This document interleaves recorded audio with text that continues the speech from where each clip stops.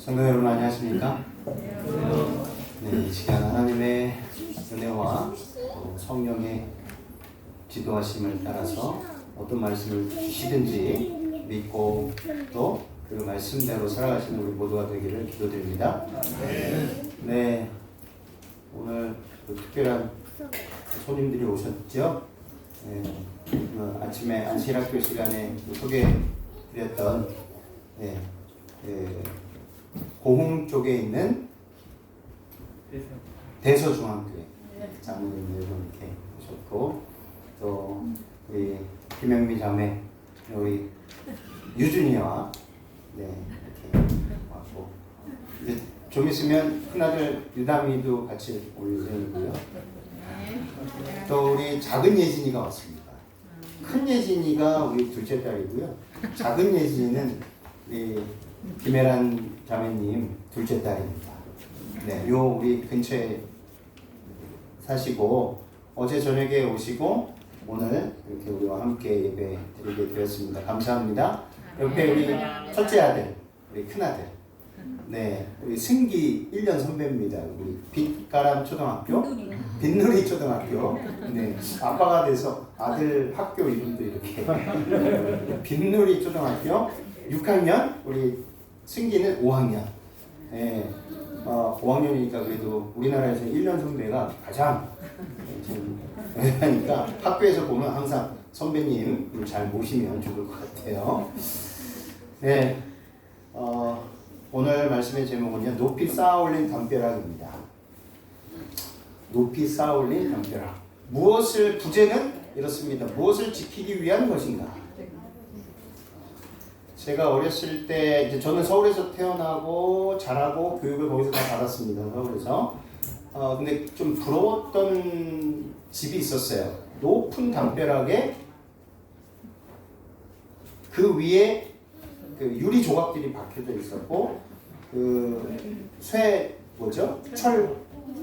철조망으로 이렇게 감싸줘서 도무지 그곳에는 들어가면 안 된다라는 느낌을 받았던 집.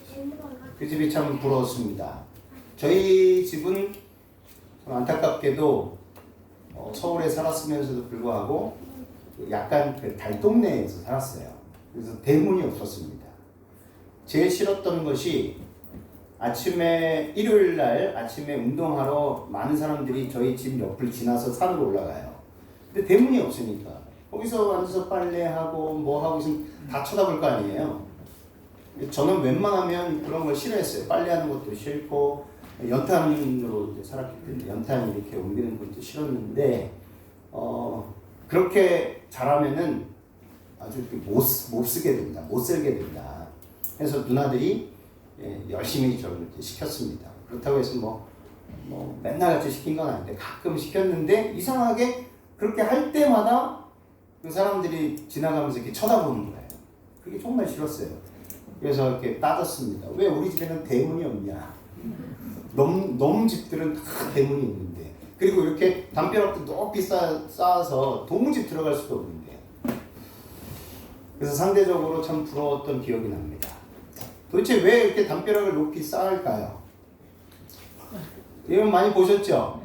네, 어렸을 때. 지금은 거의 사라졌습니다. 그런데 아직도 이런 동네가 있기는 합니다. 근데 외국에도 이런 동네가 있죠. 네, 어떤 분이 대만에 가서 이런 비슷한 사진을 또 찍은 걸 좀 제가 발견을 했습니다. 네, 이런 사진 많이 보셨을 거예요. 도무지 넘어가면 안 될 것 같은. 그냥 이런 생각을 갖게 됩니다. 도대체 저 안에 뭐가 들어있길래 이렇게까지 막아야만 하는가. 네. 그런데도 불구하고 다 넘어가죠? 네, 넘어갈 사람들은 다 넘어갑니다. 도둑들은 뭐 수단과 방법을 가리지 않고 다 넘어갑니다. 네. 제가 20대 군대 가기 전에 일했던 동네가 평창동이라고 아세요?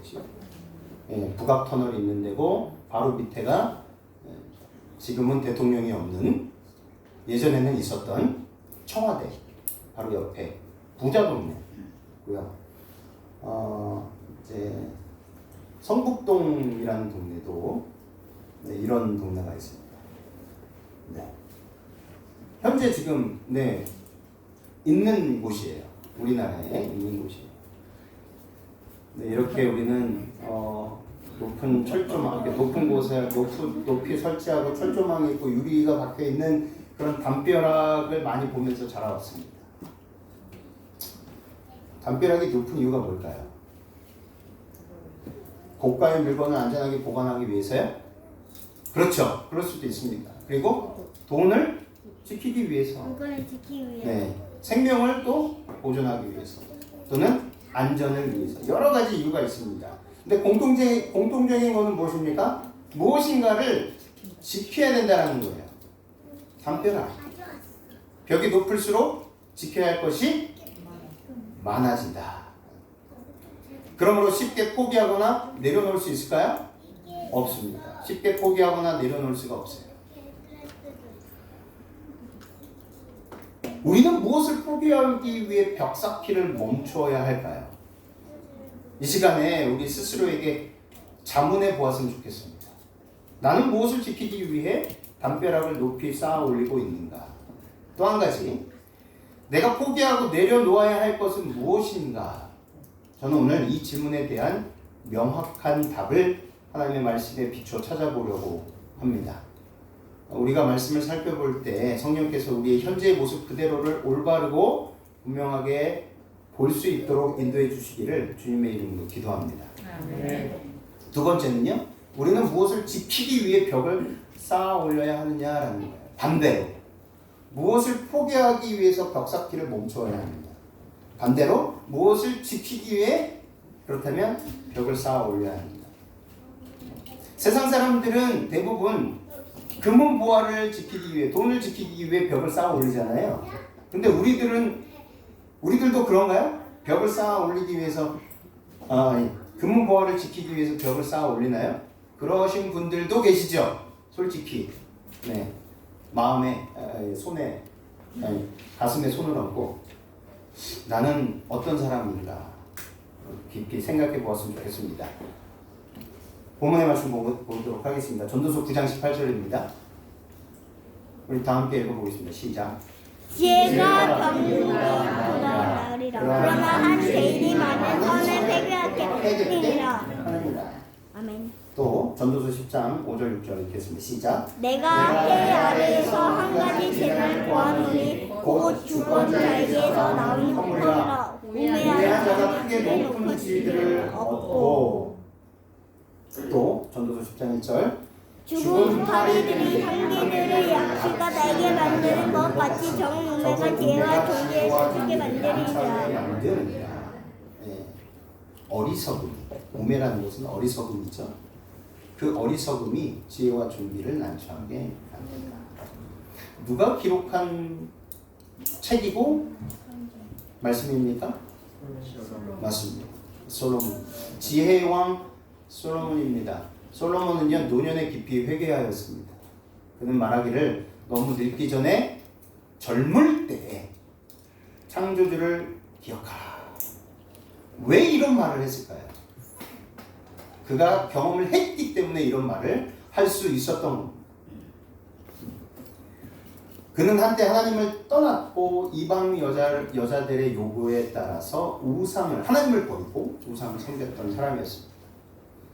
솔로몬은 세 권의 책을 집필하였어요. 잠언과 전도서와 아가서를 남겼습니다. 전도서의 결론은 무엇입니까? 그의 인생에 대한 깨달음과 성찰의 기록입니다. 그래서 젊은이들뿐만 아니라 세대와 상관없이 어린아이로부터 시작하여 어른에 이르기까지 잠언과 전도서는 우리 인생에 있어서 반드시 정독해야 된다는 것입니다. 속독이 아니고요. 모든 성경 66권이 정독해야 되겠지만 특별히 잠언과 전도서는 꼼꼼히 우리가 읽어 나가야 됩니다. 전도서 10장 13절 14절에 내 아들아 또 이것들로부터 경계를 받으라. 많은 책들을 짓는 것은 끝이 없고 많이 공부하는 것은 몸을 피곤하게 하느니라. 일의 결국을 다 들었나니 하나님을 경외하고 그의 명령을 지킬지어다. 이것이 모든 사람의 본분이니라. 하나님은 모든 행위와 모든 은밀한 일을 선악간에 심판하시리라. 그가 인생을 마감하면서 그리고 전도서를 마감하면서 일의 결국은 무엇이다? 하나님을 경외하고 그의 명령을 지키는 것이다. 기억하라? 아니에요. 지키는 것이다. 다시 말해서 믿음으로 행하라 라고 했습니다. 믿음과 행함을 알려면 어느 책을 봐야 됩니까? 야고보서를 봐야 돼요. 믿음과 행함은 구분해서 설명할 수는 있지만 구별하지는 않습니다. 설명할 수는 있지만 떨어질래야 떨어질 수 없는 관계인 것입니다. 네. 오, 카메라 조심하세요.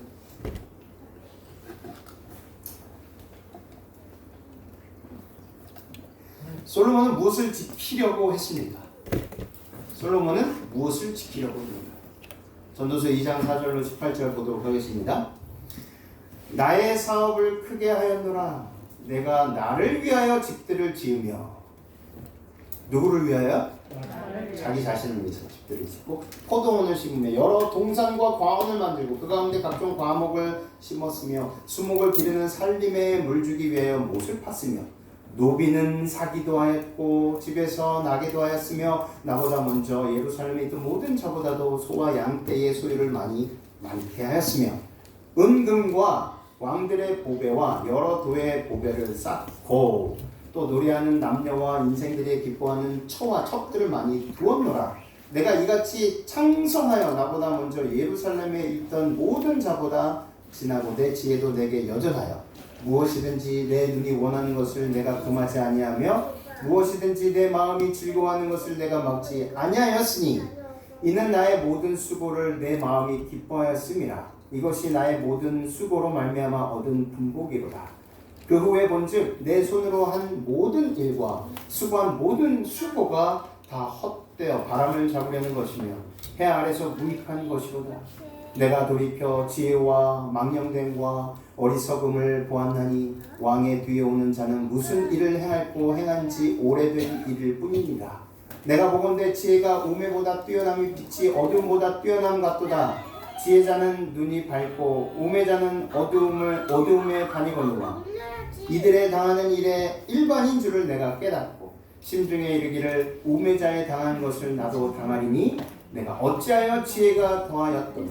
이에 내가 심중에 이르기를 이것도 헛되도다. 지혜자나 우매자나 영원토록 기억하며 얻지 못하나니 후일에는 다 잊어버린 지 오래일 것임이라. 오라 지혜자의 죽음이 우매자의 죽음과 일반이로다. 이러므로 내가 사는 것을 하나였노니 이는 해 아래서 하는 일이 내게 괴로움이요 다 헛되어 바람을 잡으려는 것이미로다. 내가 해 아래서 나의 수고한 모든 수고를 하나였노니 이는 내 뒤를 이을 자에게 끼치게 됨이라. 네, 솔로몬의 고백을 통해서 우리들은요 인생이 태어날 때부터 죽을 때까지 어떻다라는 것이요? 태어날 때부터 죽을 때까지 헛바람을 잡는 것이다. 내가 보고자 하는 대로 내가 보는 대로 즐기는 모든 것들이 다 쓸모없는 것들이었다. 나에게 유익이 되었다? 그렇지 않다라는 거예요. 나에게 다 해가 되었다. 선지자왕 55쪽은 이렇게 기록합니다. 하나님께로부터 떠나 이스라엘로 특별한 백성이 되게 하는 확고한 순종을 거절하고 솔로몬이요 더욱더 인근 민족들의 습관을 열심히 따랐고 그의 성공과 영예로운 지혜에 따르는 유혹에 굴복하여 번영의 근원이신 하나님을 잊어버렸다. 그러면서 권세와 위세에 있어서 다른 모든 나라보다 뛰어나려는 야심이 그로 하여금 이제까지 하나님의 영광을 위하여 사용한 하늘의 선물들을 이기적인 목적을 위해 악용하게 하였다. 하나님께로 받은 그 지혜가 그 명철이 잘못 사용되어진 이유가 바로 무엇이었다고요? 자기가 얻으려고 했던 권세와 위세, 명성, 자기의 영광입니다. 영광을 자기가 취하려고 하려는 그 이기적인 목적이 하나님께로부터 받은 그 지혜와 명철을 완전히 뒤바뀌어 버리게 만들었다는 것입니다. 권세는 무엇입니까? 권력과 세력을 아울러 이루는 말입니다. 위세는 무엇이죠? 사람을 두렵게 하여 복종하게 하는 힘이에요. 위험이 있거나 맹렬한 기세입니다. 권세와 위세. 네. 여기에서 원어에는 이렇게 되어 있습니다. In power and grandeur. 권력과 존경할 만한 위엄이라는 뜻이에요. 네. 우리 좋아하는 그 현대에서 나오는 그랜저 말고, 네. 영어에서의 그랜저는 무엇이에요? 위엄이에요. 근데 이 위엄이라는 뜻 안에 뭐가 있냐면 내가 존경을 막 받아야 돼요. 많이 내게 있어서 내가 높임을 받는데 그 높임을 억지로 받는 게 아니라 정말 사람들이 스스로 칭송하여서 나에게 대단하십니다. 역시 왕 외에는 다른 대왕이 없습니다. 이런 뜻이 들어있습니다. 그러니까 이 그랜저라는 이 뜻은 굉장히 좋은 말이에요. 네. 우리가 그냥 한글로만 봤을 때는 굉장히 좀 부정적으로 느낄 수 있잖아요. 근데 원어를 살펴보니 그렇지 않습니다. 근데 솔로몬은요, 그렇게 백성들에게 뿐만 아니라 주변에 있는 나라들에게 자기가 칭송을 받기를 원했어요. 근데 어떤 칭송이냐면 그들이 스스로 왕이시여 왕은 만왕의 왕이고 만주의 주이십니다. 예수 그리스도에게만 돌려줘야 할 그 영광을 스스로가 취하기를 원했다는 것입니다. 선지자왕 54쪽에 왕이 이교도의 나라들과 맺은 동맹과 상업상 거래는 그에게 솔로몬에게 이 세상의 명성과 영광과 부를 뭐했다? 그러니까 지혜를 구하니까 하나님께서 지혜뿐만 아니라 명예와 부와 지식과 건강과 생명까지 다 주셨습니다. 그래서 솔로몬 이전에나 이후에나 솔로몬 시대처럼 강대하고 부국강대한 때가 있었습니까? 없었습니까? 없었어요. 은은요 흔해 빠졌어요. 은은 그냥 이렇게 별로 취급도 안 했어요. 금이 그냥 어마어마하게 차고 넘치니까 은에 빠졌으니까 별로 가치 없게 느껴진 것입니다. 왕은 오빌의 금과 다시스의 은을 가져올 수 있었다. 왕이 예루살렘에서 은금을 돌같이 흔하게 하고 백향목을 평시에 뽕나무같이 많게 하였더라. 여기 보세요. 맨 마지막에 부는, 그러니까 굉장히 많은 거죠. 물질적으로 많음은 그것에 수반되는 모든 유혹과 함께 솔로몬 시대에 점점 많은 사람들에게 파고들었고 풍성이란 정금은 광채를 잃고 못 쓰게 되었다. 그래서 가장 위험할 때가 언제냐면요, 태평성대할 때, 그리고 풍요로울 때, 많이 있을 때, 교인들이 많이 있을 때, 교회가 막 성장해 갈 때, 교회의 선교 자금이 계속 날로 차고 넘칠 때, 이때가 위험합니다. 그래서 교회는요 반드시 뭘 해야 됩니까? 우리 혹시 그 과수원 해본 경험 있으신 분들 계실 거예요. 과수원이 쉬워요, 어려워요? 손성덕 집사님 어디 계세요? 쉬워요, 어려워요? 어렵습니다. 이제 3년차 되시죠? 3년차 되시는데 이게 또 제주도에서 난 애라 굉장히 까다롭습니다. 레드 향이 굉장히 까다로워요. 공부도 많이 해야 되죠. 전정도 잘 쳐줘야 되죠. 가지치기도 해줘야 돼요. 그렇게 어렵습니다. 마찬가지로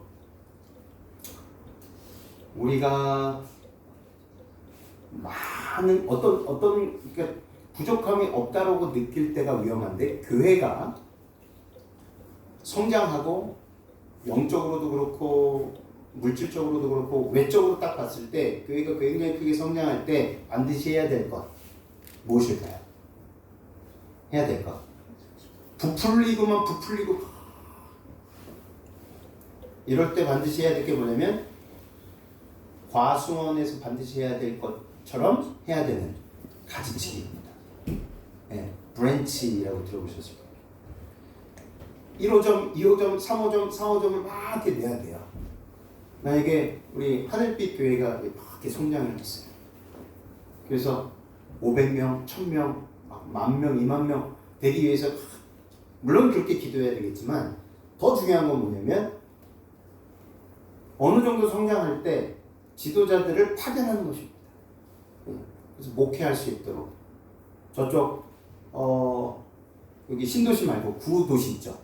나주시 쪽에 가서 다시 재개척할 수 있도록 팀을 꾸려서 보내는 겁니다. 지도자들을. 그래서 목양하실 수 있도록 우리 장로님들을 보내서 목양하시고 또 영암에 내려가서 목양하실 수 있도록 팀을 꾸려서 보내는 겁니다. 그게 건강한 교회입니다. 그렇지 않고 계속 크기만 부풀리잖아요. 그럼 문제가 발생하게 돼요. 솔로몬 시대처럼 말입니다.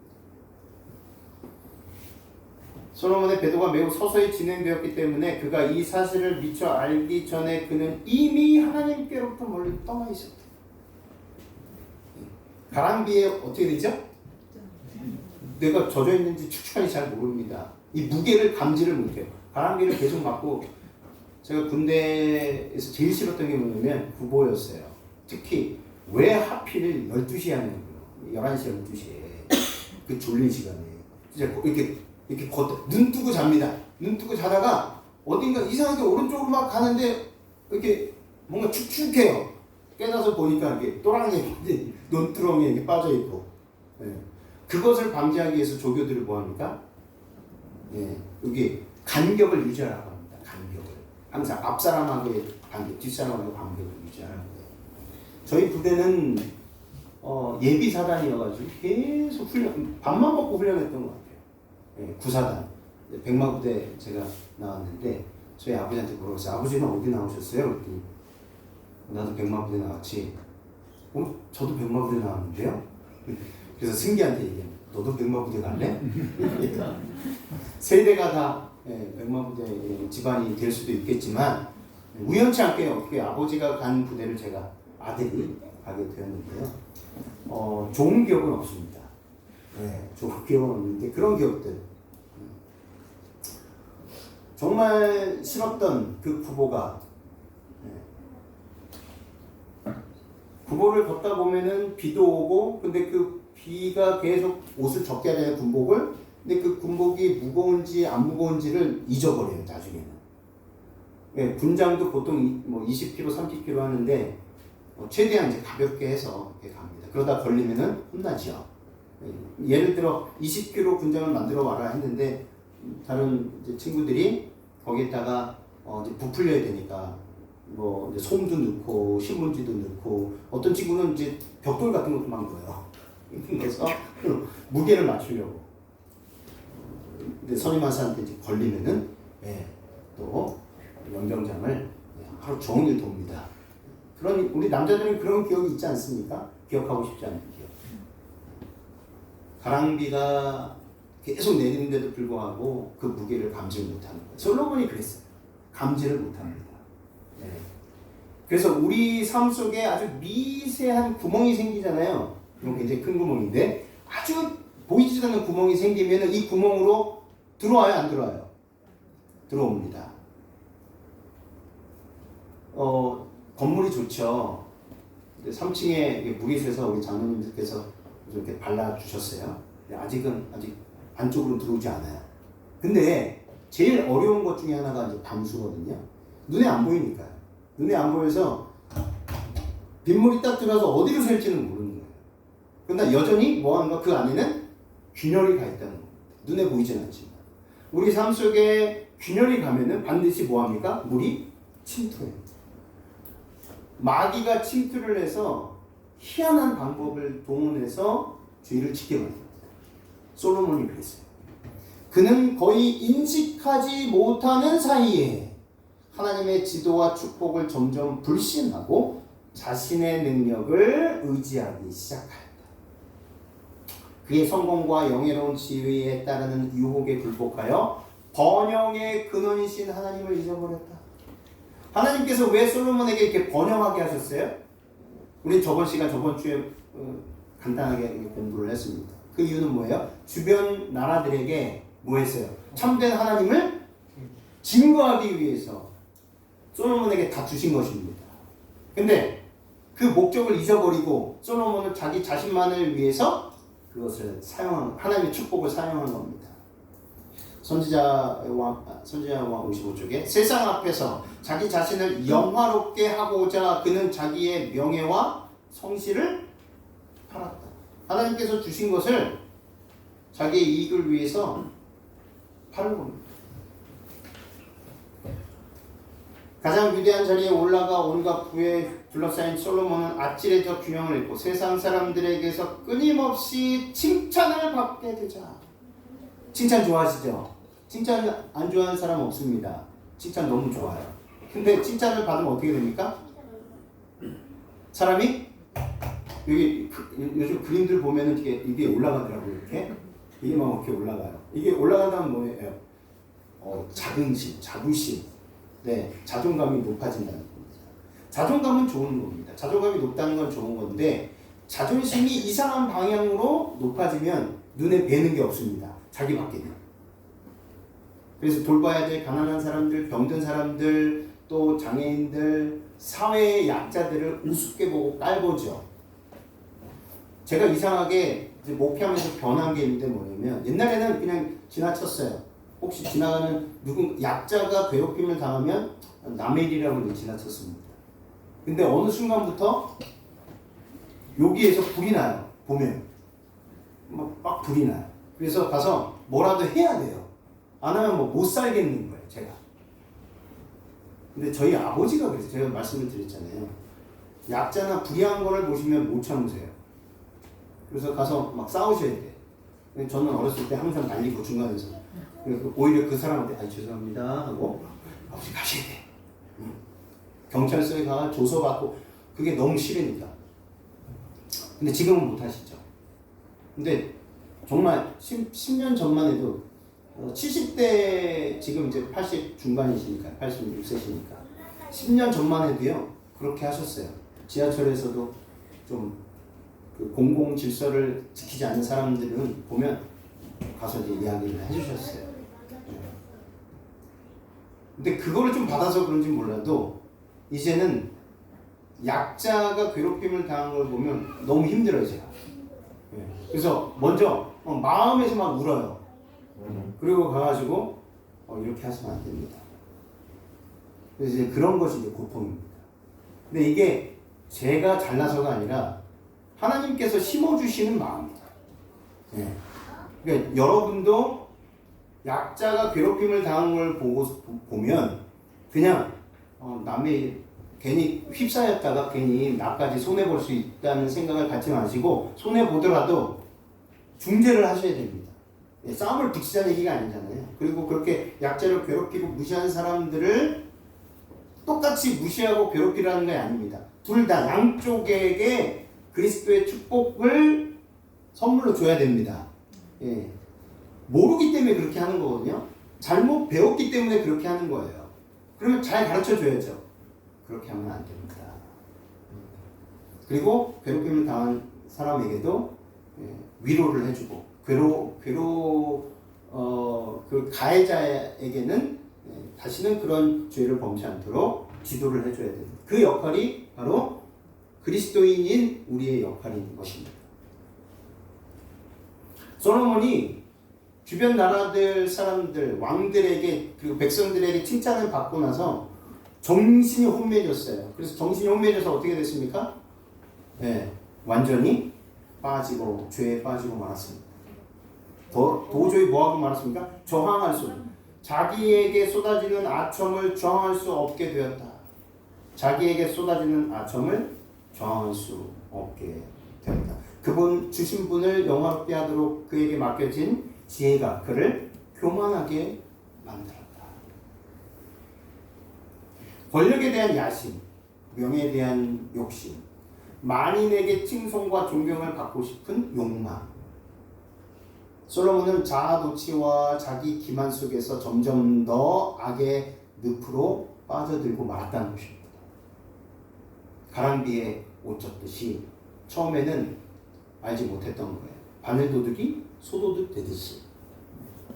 근데 그 작은 것을 허용했을 때 이르러 오는 결말은 솔로몬과 같은 정말 비참한 결말을 맞을 수 있다는 것입니다. 솔로몬이 타락한 원인은 무엇입니까?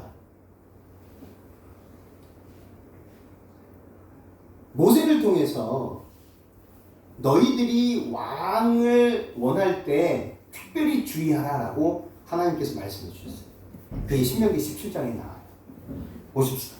내가 내 하나님 여호와께서 내게 주시는 땅에 이르러서 그 땅을 얻어 거할 때 만일 우리도 우리 주위에 열국같이 우리 위에 왕을 세우리라는 뜻이 나거든 반드시 내 하나님 여호와의 택하신 자를 내 위에 왕으로 세울 것이며 내 위에 왕을 세우려면 내 형제 중에서 한 사람으로 할 것이요 내 형제 아닌 타국인을 내 위에 세우지 말 것이라 라고 말씀하시면서 쭉쭉쭉 말씀하십니다. 첫 번째 솔로몬의 불순종이 여기에서부터 시작해요. 분명히 그의 부친 다윗을 통해서 이 부분에 대해서 다 들었습니다.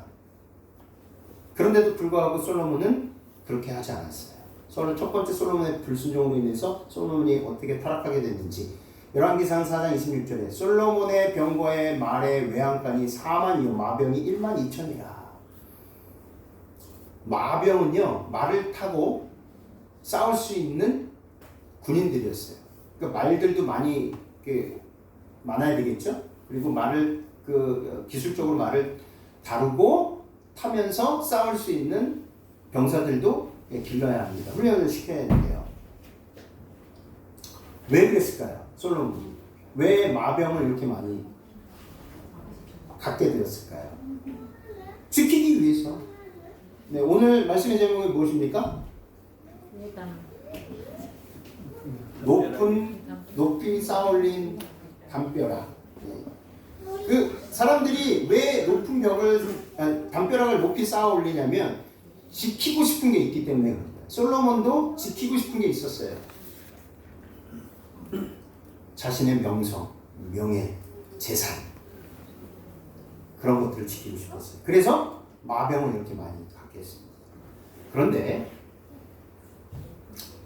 모세를 통해서 하나님께서 뭐라고 당부하셨어요? 왕된 자는 말을 많이 두지 말 것이요 말을 많이 얻으려고 그 백성을 애굽으로 돌아가게 말 것이니 이는 여호와께서 너에게 이르시기를 너희가 이후에는 그 길로 다시 돌아가지 말 것이라 하셨음이며. 분명히 말씀하셨어요. 왕을 세우려면 왕이 지켜야 될 것이 몇 가지 있다. 이제 세 가지 더 볼 건데요. 그 첫 번째가 무엇이다? 절대로 말들을 많이 갖고 있지 말아라. 아무리 왕이 있다 하더라도 너희 나라는 하나님의 나라다. 하나님이 지켜주시고 하나님이 대신 싸워서 이겨주실 것이다. 인간의 능력과 지혜로서 싸우지 말아라. 그래서 말을 많이 갖고 있지 말아라 했습니다. 아버지도 실수한 적이 있었죠. 솔로몬도 무슨 조사를 통해서? 인구조사를 통해서 그가 죄를 범했어요. 왜냐하면 하나님께서 약속하셨거든요. 네. 아브라함과 이삭과 야곱을 통해서 약속하셨어요. 하늘의 무별을 보라. 셀 수 있느냐? 모래사장에 모래알을 셀 수 있느냐? 없습니다. 이처럼 많게 자손을 주겠노라라고 하셨어요. 그렇게 약속하신 것은 무엇이냐면 호전적인 백성이 이스라엘 백성 앞에 나타난다 할지라도 출애굽기 14장 14절 내가 대신 너희들을 위하여 대신 싸울 테니 너희들은 내 뒤에 있거라. 하나님께서 이렇게 약속하셨습니다. 근데 우리는 늘 고대 이스라엘 백성들처럼 다윗과 솔로몬처럼 이런 실수들을 범하는 그런 연약한 존재들입니다. 눈에 보이는 게 전부라고 생각해요. 그러니까 하나님의 약속은 금세 잊어버리고 맞아 적군이 쳐들어오니까 성을 높이 쌓아야 돼. 말들을 많이 갖고 있어야 돼. 병사들을 훈련시켜야 돼. 여리고성이 무너졌을 때 이렇게 싸웠습니까? 마병들을 갖고 가서 칼과 창으로 방패를 싸웠습니까? 안 그랬어요. 한 바퀴 돌으라 해서 한 바퀴 돌았어요. 두 바퀴 돌고 둘째 날은 세 바퀴 돌고 군사들이 얼마나 난감했겠을까요? 아니 얘네들이랑 싸워야 되는데 그냥 돌기만 하는 거야. 돌기만 계속. 여호수아는 믿음으로 그 일을 해냈습니다. 그래서 그 일을 이루신 분은 하나님이십니다. 그러시죠? 혹시 지금도 염려와 걱정 속에서 어떻게 해결할 수 있지? 라고 마음 가운데 부담이 있으십니까? 믿게 되시길 바랍니다. 하나님의 말씀을 온전히 믿으시고 하나님께서 이루시겠다고 하셨기 때문에 하나님이 어떻게 이루시는지를 보시기를 바랍니다. 그러려면 어떻게 해야 돼요? 여호수아와 그의 백성들처럼 돌아야 돼요. 다시 말해서 행해야 합니다. 실천해야 합니다. 나아가라 할 때 나가셔야 돼요. 멈추라 할 때 멈추셔야 됩니다. 그것을 하기 위해서 사무엘처럼 영적인 귀가 민감해져야 됩니다. 사무엘과 엘리가 있었는데 오직 누구만 들었어요? 성령의 음성을? 사무엘, 어린 사무엘만 들었어요. 내가 여기 있나이다. 자거라. 아버지시여, 분명히 하나님께서 말씀하셨습니다. 자거라. 쓸데없이 말하지 말고 피곤하다. 우리가 그렇게 될 수 있다는 것입니다. 솔로몬이 불순종한 첫 번째 이유, 왕이 갖춰야 될 첫 번째 조건을 어긴 것입니다. 두 번째, 열왕기상 11장 1절 3절 솔로몬 왕이 바로의 딸 외에 이방의 많은 여인을 사랑하였으니 곧 모압과 암몬과 에돔과 시돈과 헷 여인이라. 왕은 후비가 700인이요 빈장이 300인이라. 왕비들이 왕의 마음을 돌이켰더라.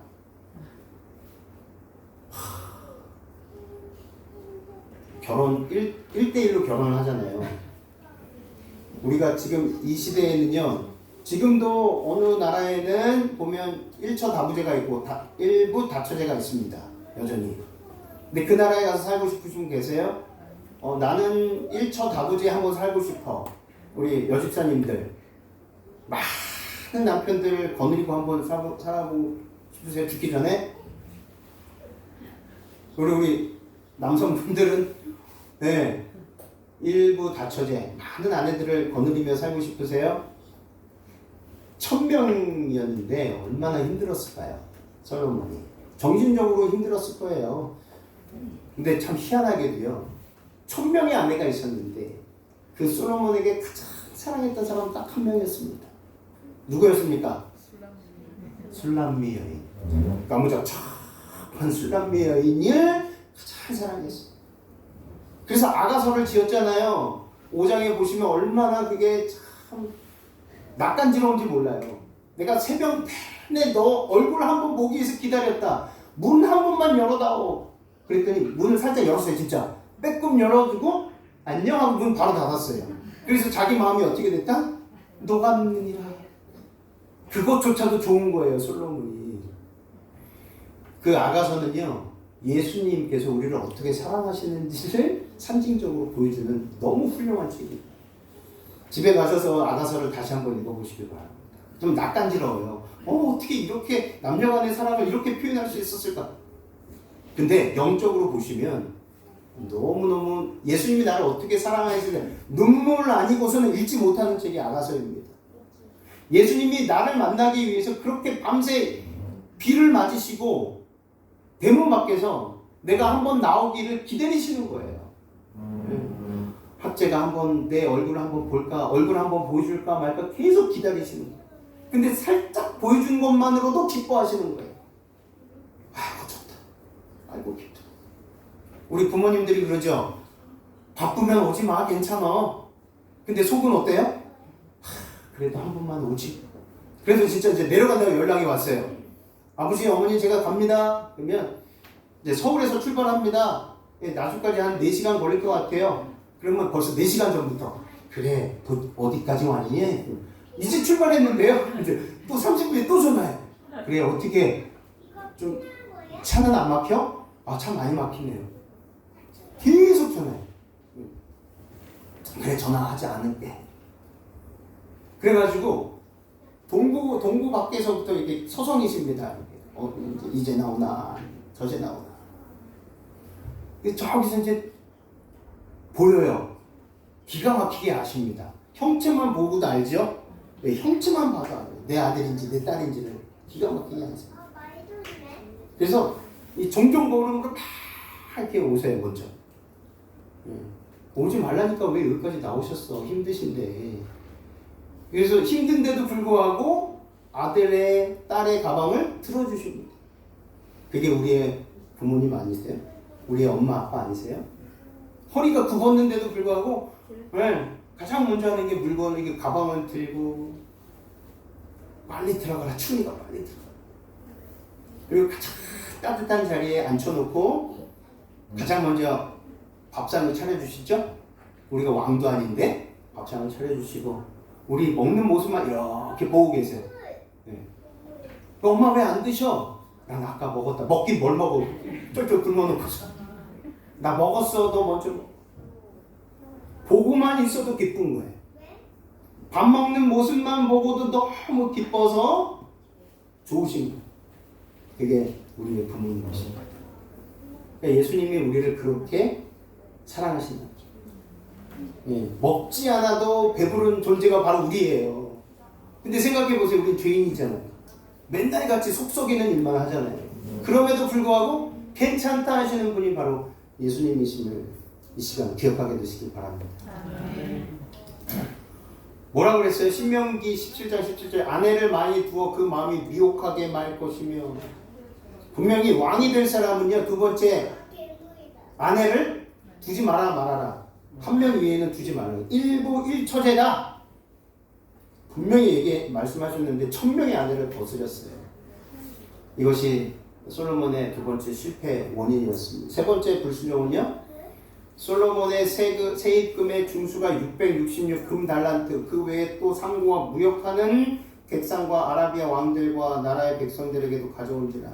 솔로몬 왕이 쳐서 내린 금으로 큰 방패 200을 만들었으니 물질의 소유가 굉장히 많았습니다. 이렇게 많았어요. 근데 신명기 17장 17절 은금을 자기를 위하여 뭐 하지 말라? 많이 쌓지 말 것이다. 왕이 될 사람들한테 특별히 당부했습니다. 그것도 모세에게 이미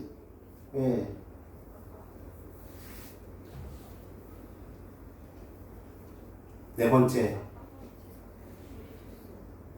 이 일에 대하여 명하사 다른 신을 쫓지 말라 하셨으나 저가 여호와의 명령을 지키지 않았으므로 여호와께서 솔로몬에게 말씀하시되 내게 이러한 일이 있었고 또 내가 나의 언약과 내가 내게 명한 법도를 지키지 아니하였으니 내가 결단코 이 나라를 내게서 빼앗아 내 신복에게 주리라. 하나님의 말씀을 지키지 않았다. 그래서 신명기 17장 18절 19절 20절에는 이렇게 나옵니다. 왕위에 오르거든 레위 사람 제사장 앞에 보관한 이 율법서를 등사하여 이 율법서를 복사하고 이 율법서를 늘 가지고 있어서 평생에 자기 옆에 두고 읽어 그 하나님 여호와 경외하기를 배우며 이 율법의 모든 말과 그 규례를 지켜 행할 것이라. 그리하면 그의 마음이 그 형제 위에 교만하지 아니하고 이 명령에서 떠나 좌로나 우로나 치우치지 아니하리니 이스라엘 중에서 그와 그의 자손의 왕 위에 있는 날이 장구하리라. 왕이 되어서 왕을 마치는 날까지 이 네 가지를 지키면 뭐 하겠다? 장구하리라. 건강해지겠다는 거예요. 네. 첫 번째는 무엇이었습니까? 마병을 두지 마라. 말을 많이 갖고 있지 마. 두 번째는 아내를 하나만. 세 번째는 은금을 많이 쌓아두지 마라. 마지막 네 번째는 하나님의 율법을 매일같이 묵상하라. 매일같이 조속으로. 이게 왕이 갖춰야 할 조건이었습니다. 특별히 이스라엘 왕에 있어서는. 근데 솔로몬은 하나도 지키지 않았어요. 그래서 그가 결국은 패망의 길을 걸을 수밖에 없었던 것입니다. 오늘 말씀을 정리하면서 우리는 무엇을 포기하기 위해 벽쌓기를 멈춰야 하겠습니까? 그렇다면 무엇을 포기해야 됩니까? 바로 풍요로움과 번영의 늪에서 빠져나와 우리 자신의 권세와 명예와 자랑을 포기해야 합니다. 그래서 죄의 성벽, 죄의 담벼락 쌓기를 멈추어야 하는 것입니다. 무슨 컵이죠? 유리컵인데 뭐가 많이 가득 차 있죠? 물이요, 물. 물이 가득 차 있습니다. 물이 가득 차 있습니다. 이 물이 가득 차 있는 잔이 옮기기가 쉬워요, 어려워요? 어렵습니다. 오히려 아무것도 없는 빈잔이 옮기기가 좋습니다. 그렇죠? 마찬가지로 우리에게 있어서 번영은, 물질적 축복은 우리로 하여금 죄로 빠지게 하기 쉽습니다. 이 물컵 중에 가장 옮기기 쉬운 물컵은 이 마지막에 있는 거의 물이 들어있지 않은 물컵입니다. 비어 있어야 하나님께서 채워주실 수 있어요. 가득 차 있으면 명예욕, 욕심, 또 자랑하고 싶은 마음 이런 것들로 가득 차 있잖아요. 하나님께서 들어갈 공간이 없습니다. 그렇죠? 근데 솔로몬은 그 가득 찬 잔으로, 그래서 그것을 옮기기도 힘들어서 그가 벽 쌓기를 포기하지 못했던 것입니다. 그렇다면 우리는 무엇을 지키기 위해 벽을 쌓아 올려야 하겠습니까? 우리는 하나님의 계명을 지키며 하나님의 나라를 증거하기 위하여 우리의 망대, 담벼락이신 하나님의 파수꾼이 되어야 한다는 것입니다. 시편 61편 3절에 주는 나의 피난처이시오 원수를 피하는 견고한 망대이시니이다. 하나님이 우리의 망대이십니다. 하나님이 우리 담벼락이세요. 우리를 보호해 주실 수 있는 담벼락이세요. 잠언 18장 10절 여호와의 이름은 견고한 망대라 의인은 그리로 달려가서 무엇을 얻느니라? 안전함을 얻느니라. 성경은 하나님의 눈, 하나님의 귀, 하나님의 손이라고 표현합니다. 하나님의 눈, 귀, 손 이걸 가지고 무엇을 하십니까? 하나님은 이런 하나님의 것들을 통하여 하나님의 백성을 보호하십니다. 하나님은 하나님께서 만드신 모든 만물, 특히 하나님의 가장 귀한 피조물인 사람을 위하여 하나님의 눈과 귀와 손을 쓰십니다. 역대하 16장 9절 여호와의 눈은 온 땅을 두루 감찰하사 전심으로 자기에게 향하는 자를 위하여 능력을 베푸시나니 이 일은 왕이 망령되이 행하였은즉 이후로부터는 왕에게 전쟁이 있으리이다 하며 솔로몬에게 이사야 62장 6절 예루살렘이여 내가 너의 성벽 위에 파수꾼을 세우고 그들로 종일 종야에 잠잠치 않게 하였느니라. 너희 여호와로 기억하시게 하는 자들아 너희는 쉬지 말라. 우리들에게 파수꾼의 그 역할을 감당할 수 있게끔 망대 위에 세워주셨습니다. 하나님 위에 우리를 세워주셨습니다. 파수꾼은 무엇입니까? 백성들을 위험에서 보호하는 것이 시온 성벽의 파수꾼의 임무였습니다. 고대 동방 세계에서는 위험이 항상 도사리고 있었기 때문에 파수꾼은 항상 경계 태세를 취하고 있어야만 했습니다. 모든 영적 지도자는 시온 성벽 위에서 경계 근무 중인 파수꾼들이라는 사실을 잊지 않게 되시기를 바랍니다. 에스겔 33편 7절 인자야 내가 너로 이스라엘 족속의 파수꾼을 삼음이 이와 같으니라. 그런즉 너는 내 입의 말을 듣고 나를 대신하여 그들에게 경고할지어다. 예언하시고 기록하라 명하시고 말씀하신 대로 이루시는 하나님께서 지금도 이 시간 우리에게 망대이신 하나님께서 망대 위에 높이 서서 말씀으로 새 천사의 기별을 능히 외치라고 하십니다. 그 일을, 그 파수꾼의 역할을 우리에게 주셨습니다. 에스겔은 바벨론의 제2차 유대 침략 때 여호야긴 왕과 함께 포로로 잡혀갔지만 끌려간 지 5년째 되던 해에 유다에 임하는 심판의 메시지를 선포할 자로 하나님께로부터 임명받았습니다.